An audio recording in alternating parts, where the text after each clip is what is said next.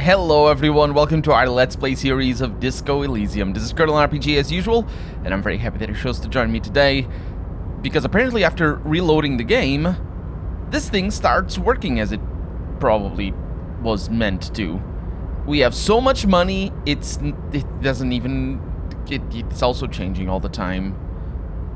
But it's all in the same ballpark, because, you know, the length of the number doesn't change, which means, yeah, it's basically the same thing. It doesn't change that much. I think it goes up the closer we... Yes, it does go up the closer we are to him. Is it the closer we are to this edge of the room? It is not.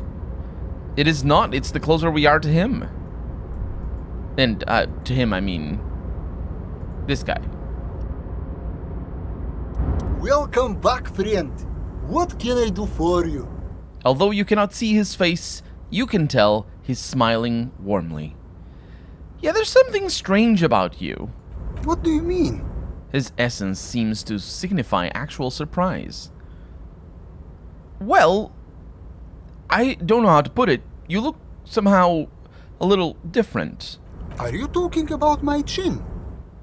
No, no, I mean, I can't even see you. It's as if something is happening to the light. Oh, that's what you mean. Yes, I've heard of this effect, though I've never witnessed it myself, of course. It has something to do with our Weiss-Wiesemann coefficient. The Weiss-Wiesemann coefficient is a ratio designed to reflect the difference in net worth between individuals. When the coefficient is close to 1, or 100%, it means one person possesses all the net worth. Among that group of individuals, it's been observed that when the Weiss-Wiesemann coefficient reaches about 0.96 or so, the laws of physics begin to bend around the high net worth individual. So what is our coefficient? The Weiss-Wiesemann coefficient for you and this individual appears to be 0.9998, repeating. That's not good for you. No, it is not. Are you telling me that you're so rich that light literally bends around your face? Among other things. But calm down. I'm but a lowly single-digit billionaire. A lowly single-digit billionaire. I don't think that's how billionaire works. Because if you were single-digit, you only had $1. I think the implication there is that you can be multiple times billionaires? Which means a double-digit billionaire would be double digits billionaires, like 15 or 78 billionaires. I think that's the implication there. Really? No, not really. There are actually quite many digits. Yeah, it wouldn't make a difference for a coefficient, though. It wouldn't make a difference because the relative... He could be a billionaire, it would still be right around the same number, honestly. A man this chill is at least a triple-digit billionaire. What are you doing in this container? Traveling. This is a great way to get around. It's fun, it's safe, and it gives me lots of time to think. By the way, let me now ask you a question. Where are we exactly? We're in Martinez. There's a creepy abandoned commercial area here. Well, as we say in my circle, one person's crushing business failure is someone else's development opportunity. It's a shame I can't get out and explore myself. One of the downsides of being an extremely high net worth individual is that mobs of low net worth individuals are constantly banding together to ask for money. Wait, well, why don't you help them? You've got so much money, it can't make a difference to you. There simply aren't enough hours a day to hand out all the handouts. It's like feeding seagulls. There are always more, and they never seem to do anything interesting with it, except more seagulls. Spending money is a matter of desire. I'm sure you agree. I don't have the desire for spending it like that. So you travel from place to place via shipping container. Smart, no? It also provides a means to hide from all the targeted advertising we extremely high net worth individuals are constantly subjected to. Luxury yachts, high fidelity portable radio systems, fail-proof outerwear, and so on. It just gets a bit middle class after a while. A bit bourgeois. I love that. That was good. I love that. I love that. I mean, it's not, it's the be all and all of writing, but it's just a little detail. But he's above being a bourgeois, which actually it is not historically correct. This is definitely a jab at how the word bourgeois is used, or bourgeoisie is used to signify the rich people, which is historically derived, even if not necessarily extremely correct. It is correct, obviously, because people use language the way they use it, and then language becomes, the way they use it becomes the correct way of using language. But bourgeoisie, I don't actually know how the rest of the word comes from, but bourgeoisie, it comes from bourg, from French word for city or town, and it's related to people who work in commerce or own trades and things like that. Is trade the correct term?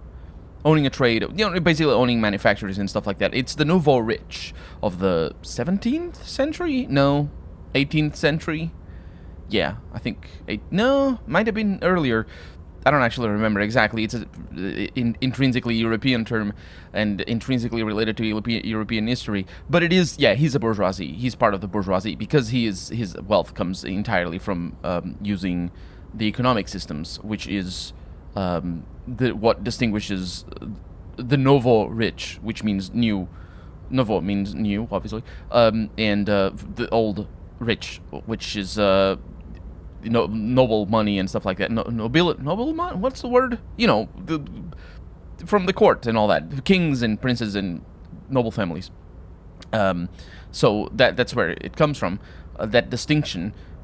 They're not it's not necessarily that that nobles didn't own the money they had due to something other than the economic system, because they had the money they had due to the feudalistic system in Europe, but the bourgeoisie starts to use commerce to gain their money exclusively commerce, and they're not necessarily landed people. In fact, I'm pretty sure they're not landed people. That's what makes them bourgeoisie. But he's not saying that he's a noble or anything like that. That's just a fun jab at I'm above being a bougie dick, and that's what it is there. So you're saying being rich isn't worth the hassle? What? No, I didn't say that at all. Being rich is great. Just don't tell anyone I told you that. The bending light appears to wink. You're a rich investor, right? Can I have some money? Sure. Let me check my pockets. As you may know, us high net worth individuals do not have a lot of cash on hand. Investments and liquidity are enemies of one another. I think I only have coins for coffee machines. Here is 3 real. How much can you get for this? It gets me almost nothing. That's the idea, my friend. You've got to work for the rest. I remembered it was here when he was talking about the spending is a matter of want. Where did he actually say that? He said something, I'm sure you agree, which is part of of his dialogue being written as somebody who is actually not aware of well, maybe not aware is not the word, but it is easy for people who have never had to actually, scrunch up some money to pay for things like rent or bills. It is easy for them to just think that you pay the money that you have to pay per month, and then you tighten the belt if there's not too much, and then or you just spend normally if there is. So yeah, super rich people just generally have no idea what it is to actually not be rich, because it's just a different reality entirely. The light literally bends around your face. But this is the other satire here. That's the idea. You've got to work for the rest. This you have to work it's centered to his money, because other people have to work, because he doesn't. He just invests, and that's the idea. I don't know if he's gonna go further with that, but let's find out. Maybe he isn't. Maybe you can make that money grow. Come up with an investment plan. How's that sound? These ultra-liberal types love losing huge sums of money on ludicrous proposals. Ergo, you should come up with a plan that's totally dead in the water. I don't think I'm gonna be able to come up with a plan that's totally dead in the water. That said, I could come back, and I think I can come back with Kim in here. I don't know that he doesn't join. Present a sound investment plan, or present an investment plan that is sure to fail. Both of those are just as likely for me to succeed, which is not. They're super unlikely for me to succeed. So I should get back to my investigation. I'll see you later. Goodbye, money. Oh, there it is. I do want to succeed at those checks, if I possibly can. But I likely won't. Those 16 godly conceptualization, that's really difficult. The drama was already lucky as hell. Although, was it drama? No, it was rhetorics. Although I was banking on being able to open that later. If, well, maybe not. It wasn't a given thing. It was likely I wasn't going to be able to open it. I got really lucky. But I was hoping... Ooh, 3 T's. How idiomatic. Oh, for Frita, yeah. I got lucky because of course I did, but I was banking on it going up every day. I was pretty sure it was going to go up every day. So we're wearing just general things. Let me get back to this and to this. Let's go back into Frita, because I think I might be able to sell my tear. The tear machine stands in the corner. Your bottles clunk into the machine. Fantastic. We got 166 out of that, which is pretty good. Now, since we have smoked, and that didn't last very long at all. It's the other, I think it's the other interactions with a light-bending millionaire. Let's see if I can actually do this, because I think I can. Everything's still cool here, officer. The street vendor assures you. And I can persuade him to give me some money. It is a rhetoric check. Again.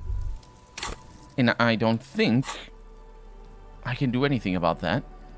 Did I not have, yeah. Or did I change... Oh yeah, I changed my clothes. Right. Right. Okay. Yeah, I think that's the only one. Okay, we can do it. Let's give it a try. Let's persuade him.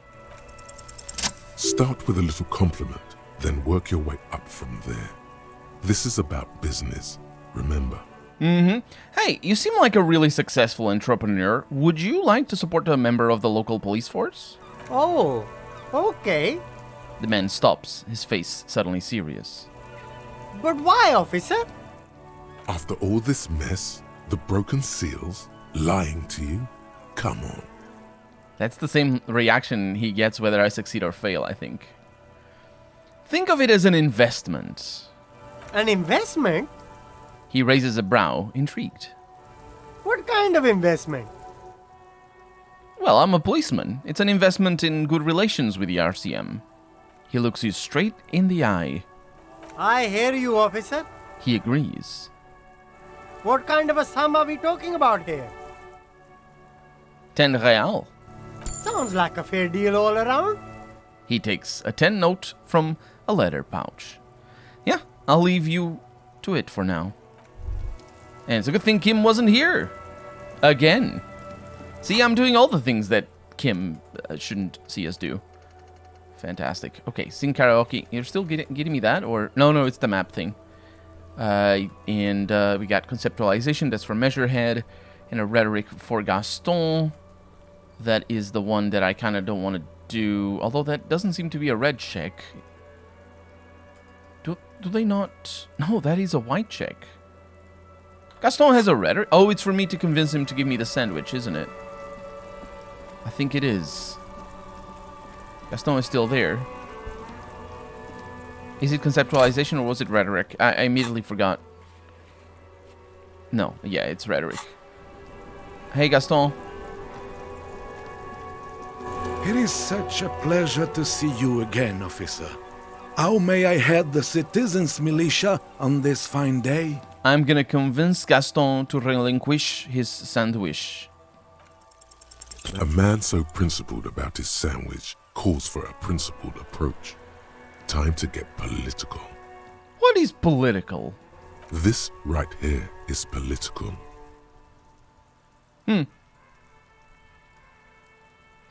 These options seem awfully fascist or communist.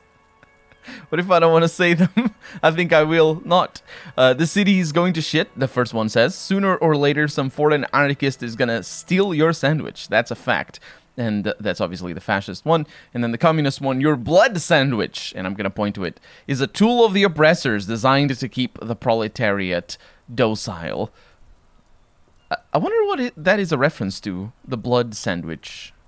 Is it blood money? I don't know. Either way, yeah, what if I don't want to say them? Say one of these fascist or communist things or fuck off. Whoa, easy there, Goldmouth. He doesn't have to say anything. Re-engage cop mode and bail out, if you like. Volition to the rescue. Yeah, back to police mode, or cop mode. Smile and nod. I have some questions, Gaston. All right. The jolly man smiles. Let's hear them, officer. Well, bye for now. Wow. Okay, well, I am gonna do that volition check that I kind of didn't want to do. Although, since it's daytime, I didn't read the books in here, did I? Because I was thinking I had to read the books and all that. Because I have books to read. At least one of them. I don't remember exactly which ones. I'm going to have to check the footage for from the previous episodes to know for sure. But all this stuff, I didn't interact with it. And unless we leave after 9 p.m., I can continue here until well into the night. Hi, Ace Detective. Hi, indeed. Let me talk to your mum. You're alive and well. Don't keep me waiting now. What's in there? She's looking for the right expression. In that dark sarcophagus. Oh, right. I forgot. I didn't come back for her or to her. I just sort of did what I had to do, and that was it. Yeah, the dark sarcophagus. And I'm going to pause dramatically. Yes. How was it? Tell her how ghastly it was. You know it's what she wants to hear. It's our drama talking. It was a charnel house of failed business enterprises, leeching life energy from this bookstore. I knew it. A tremor runs through her. Oh, such horrors that have been thrust upon us. She shakes her head. But what else did you find? Did anything survive? No, of course not. Have you located the entity? I talked to the entity you told me about. Her name is Niha, and she's a novelty dice maker. A novelty dice maker? Her eyes widen. Well, spit it out. Why does she need the dice? For some kind of sorcery? Sometimes they use the ankle bones of sheep. She may be involved, but I don't have a way to question the malignant entity further. I don't understand. If you're not sure it's her, then where is the source of the doom? How did she explain the curse? She looks perplexed. The narrative she's built herself, it does need tearing down. Logic. No, it doesn't. It definitely isn't due to the socioeconomic constraints of the place and the necessary exploitation of people like her to basically lose all of their money so that the ultra rich can feed off of them, because the poor are too poor to actually give them any more and the rich need more. It's very complicated. It's very complicated. I mean, it isn't, but in her head, actually in her head, it's simple. It's simple. Yeah, it's simpler. It's very simple logic. Don't complicate it. She's squeezing on the pendant too tight. A drop of blood in her palm. Just don't say you don't have any answer yet. The uncertainty is killing her. To hell with it. Perchance you ought to just lie, sire. You know what? The source is in the taxidermist's shop. He became involved in arts darker than taxidermy and brought the void spirits down upon this place. Oh, how horrid! I knew something wasn't right about that place. Tell me, did you find a way to break the curse? I'm afraid that I can only identify the source, but you have to call some other experts to lift the curse. Oh, I see. She looks at her pendant, then back to you. I guess it's time to visit Boogie Street again. I'm sure that I'll find someone who can help me get rid of the doom that still remains in this house. Things are improving. I can feel it. She nods. Thank you, officer. Truly, you've brought a better psychoemanation to this humble bookstore, and that's no small achievement. She so badly wants this to be over. She would have believed anything. Yeah, that's why... Yes, that is why she falls for charlatans. Not just me, but specifically the other ones that she fell for. I'm not really a charlatan, I'm just a douchebag. Because the charlatans are douchebags as well, but charlatans. It will only last a day or two, a week tops. Then her mood will sour and she will feel the curse again. Farewell for now. So we got a new skill point, and we're well on our way to our next level up, which is incredible. It really is incredible. Wait a minute.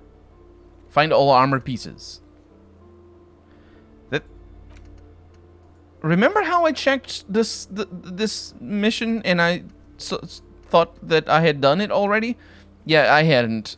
It's there. I mean, it's there. Find speed and sniff it. Wait, didn't I do that already? Didn't I sniff the speed? I sniffed. Let's dress there. I should have some speed. Yeah, I have speed bottle over here.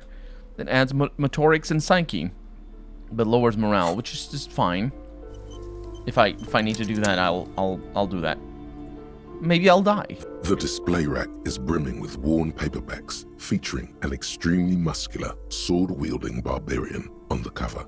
Nearly all the titles contain the word Hjelmdal somewhere. Wow, more Hjelmdal. Mountains of it. Heroic quantities of Hjelmdal. Roy's puny shirt is nothing compared to the real deal. I'm gonna look through the display of books. Rows and rows of Hjelmdallermen blur your vision. You make out some titles. Man from Hjelmdal and the Mammoth Riders. Man from Hjelmdal, Return to Hjelmdal. And the solipsistic Man from Hjelmdal and the Hjelmdal Man. Good God, how many are there? Maybe 100. Man from Hjelmdal and the sages at the end of the world. Man from Hjelmdal and the false god. Man from Hjelmdal and the scorched earth. Man from Hjelmdal, the Hjelmdal colonies. Man from Hjelmdal and the swamp beast. Man from Hjelmdal and the snow crabs. Is that all? Not even close. Man from Hjelmdal in hell. Man from Hjelmdal and the forest of slaves. Man from Hjelmdal under the lake. Man from Hjelmdal, Hjelmdal burning. There's even the Trial of Death, a pastoral combat gamebook set in the world of Hjelmdallerman, and so much more. So much more. Maybe 100. Man from Hjelmdal and the sages at the end of the world. Man from Hjelmdal and the false god. Man from Hjelmdal and the scorched earth. Man from Hjelmdal and the swamp beast. Man from Hjelmdal and the snow crabs. Man from Hjelmdal under the lake. Man from Hjelmdal, Hjelmdal burning. There's even the Trial of Death, a pastoral combat gamebook set in the world of Hjelmdallerman, and so much more. And because I have Hjelmdallerfan, or I am Hjelmdallerfan, I don't actually know why I am. Maybe it was a sentence I said. Do any of the books call out to me? A twinge at the back of your head makes you flinch. Your eye starts twitching. Ow. Your hand reaches toward a book with glossy cover art of the very muscular man from Hjelmdal in chains, kneeling in front of a staircase leading to a throne. A woman sits on the throne, leering at the man. Between the throne and the Hjelmdaller man lies a bonfire, casting shadows on the wall. The shadow of the woman's headdress looks like a pair of devil horns. The title reads, Man from Hjelmdal and the Devil Woman. Aren't all women devil women? Especially those leering types who seem to wear nothing but an armored bikini. There's also some sort of a snake lizard beast slithering around her abdomen, chest, shoulder region. I went for that line, and it's probably the it's not the first time I go for lines like that. That might not be a moralist line. It might be a fascist line. It probably is a fascist line, honestly, but whatever. It's symbolic of vice and sin. Yeah, that's the thing, though. That's why it confuses me sometimes, because people don't need to be fascists to denounce vice and sin, obviously. But here, when I say denounce, it is as a euphemism, because you can wear a bikini and not have vice and sin. But in some people's minds, no. If you wear a bikini, then you are full of vice and sin. But you don't need to be a fascist to think like that. Although, whatever. It's difficult for me to sometimes tell. So I will continue going with the all women are terrible line of things because I'm playing a douchebag. So yeah. The display rack before you is burdened under piles of Man from Hjelmdal novels. I want to buy Man from Hjelmdal and the Devil Woman. Let's go with that. Plaisance nudges her glasses. It is a bestseller for a reason. Good. I imagine it isn't a bestseller. Aw, the cover doesn't have the Devil Woman. At least it doesn't look like it. It looks pretty cool, the cover does. The frontispiece? Is that a word, or is that a typo? Of this old paperback features a muscle man in chains kneeling before a salacious-looking woman on a regal seat. A bonfire lies between the throne and the man, casting shadows on the wall, and the shadow of the vixen's head dress looks like a pair of demonic horns. Never has the woman been described as a queen, even though you would think that she's a queen because she's sitting on a throne. Doesn't she have... And she has a crown. I mean, because of the devil horns, she probably does have a crown. But either way, we're going to interact with that later on. It's another book to mess with. So this is all the same over here. And the reason why it's a bestseller likely is all the horny men looking at a salacious woman in the cover and being like, I want that book. And so does our character. But for right now, I'm Colonel RPG, and this has been Disco Elysium. I really hope you've enjoyed it, and if you did, go ahead and leave a comment, like the video, but above all, thank you so much for watching, and I hope I'll see you next episode. Bye-bye.